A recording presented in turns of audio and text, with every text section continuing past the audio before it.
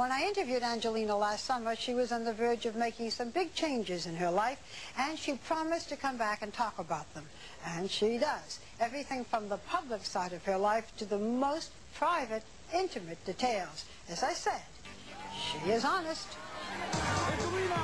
She has been called a devil doll and a wild woman. You weak people, you're all weak.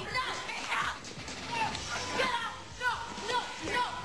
It's no wonder that movie star Angelina Jolie is just as famous for her life off-screen as on-screen. She has admitted to cutting herself with knives and having a childhood obsession with death. And Angelina has lots of tattoos. This one celebrated her second marriage at 24 to 44-year-old actor Billy Bob Thornton, himself 5 times married. It was a bizarre relationship from the beginning. Just happy.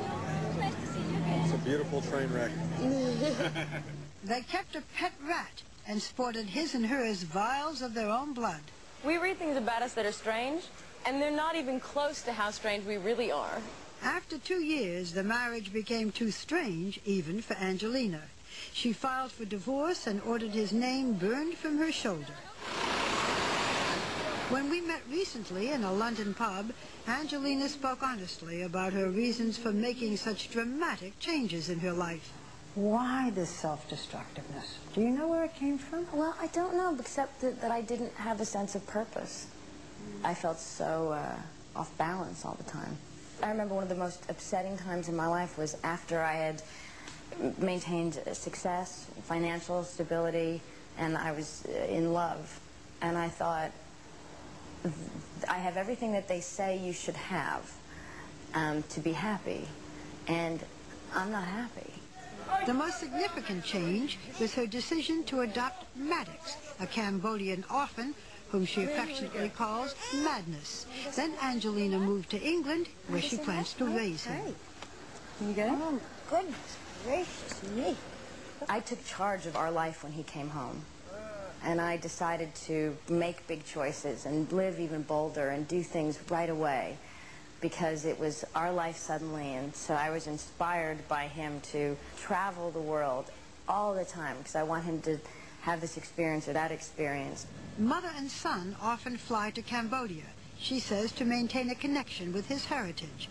Angelina bought land here and is building a home on stilts in the jungle. We had about 48 unexploded ordnances, they call them landmines, in our property. And they found them, and they're from all different countries, including my own. Some of them are very small and plastic, and some of them are big rockets. This is M69. So they use those with the tripwire? Yeah. And it does make me a bit nervous, because we feel we've cleared them all. Angelina, why would you buy property or get property with landmines? Because that's my son's country. Because But it's so dangerous. It is, and I'm sure I'd hate myself and probably not be able to live with myself if Maddox stepped on one and died, because I'd feel like I killed him. It's so shocking to everybody that I would live there, but I feel like it's part of my son's life, and part of our life together is to confront that part of his country, good and bad, and live there. Angelina's new life does not include a man. With her divorce finalized, everyone seems to want to know who's next. I'm rumored to be dating everybody, but no, I'm not at the moment. So how long have you been single now? I haven't I've had sex for over a year. I haven't been dating. I haven't been. I know. It's wonderful. You have not had sex for a whole year? No, I haven't. Do you miss it? Yeah. Absolutely. You said that you were, quote, ripe for the plucking. Well, I am. Well, I haven't had sex in a year. So. Has anybody offered to come along and I'll say it. Am I really doing this?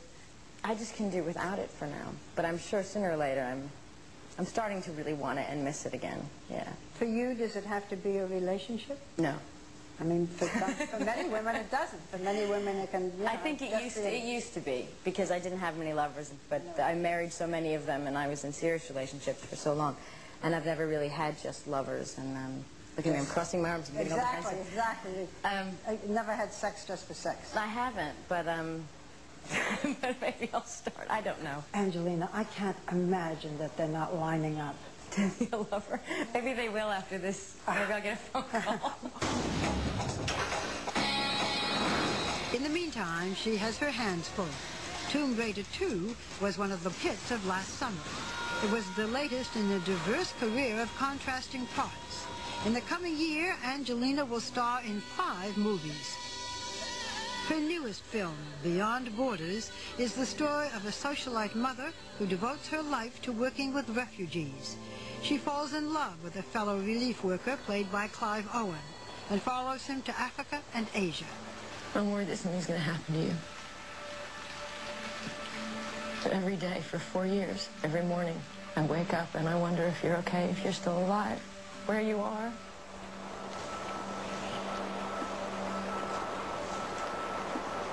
When Angelina read the script 4 years ago, she says it changed her life. Something in me really wanted to understand what the film was about. These people in the world, all these displaced people in war and famine and refugees. And so I got up and got really excited and asked people to start collecting books on the UN. And then I called Washington and I joined. Let's see if I can try that. Over the last 3 years, United Nations Goodwill Ambassador Angelina Jolie has traveled extensively, visiting refugees all over the world. In Tanzania, she helped build a shelter in a refugee camp. It makes me so happy. Tell them I'm so happy I met them. Last night I was so happy. But it is difficult to confront the suffering. These children fled from their home in the Congo after their parents were killed in the civil war there. And in Ecuador, she met a father who had lost his 3 children in another civil war. I had to leave my family behind, 3 children. Angelina has donated over $3 million to the UN's refugee program. Another $10 million went to a wildlife program in Cambodia. Worth magazine recently included her on a list of the 25 most influential philanthropists in the world. She says she divides her income into 3 parts. Almost 1/3 goes to charity. It's nice for me to put a whole section aside to just know that wherever I go I can write checks here or there. And it makes me so happy to be able to do it. It's an easy thing to do. I make a stupid amount of money to do what I love for a living. Shh, don't tell them. I'll give you a list. She visits some of the world's most dangerous war-torn nations. So maybe you could just explain to me. She recently returned from a particularly risky trip to the border of Chechnya. Do you now think twice about going to these places since you have a child? I mean, you could be kidnapped, you could be targeted by terrorists. This is dangerous. Do you worry about it? Yeah, I do sometimes. Like when I went to Russia and I wasn't able to go inside Chechnya, I got a travel warning and they told me, cannot bring your son into this region because he will be target of kidnapping, possibly. And the thought that somebody would kill my son just because I was trying to do something good or help something was so just stunning to me. You're risking your life when you have a child. And I have no right to risk my life if I have a child. Right? Yeah.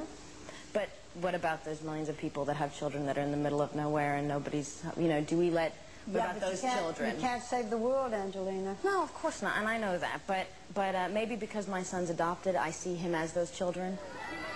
They're just like my son, and he's from one of those countries. Are you planning to adopt a child, perhaps in one of these countries you're visiting, if it's possible? I am, yeah. It's always on the back of my mind when I think and everybody in my life expects every time I come back for me to come back. How many do you want? A small football team. I don't know. I mean, I think at the end of the day, as many as I can handle. When you were younger, you believed you wouldn't live very long. No. Why not? It is odd, but I don't know if it's that rare. But I learned a lot about my being a self-destructive person in my life. I never felt satisfied. I never felt calm. I still have that problem. I don't sit down well. But I think that's something that comes with finding responsibility, finding some use, finding some sense of purpose. Now do you feel that you will have a long and fulfilling life? Yeah, I do. Yeah.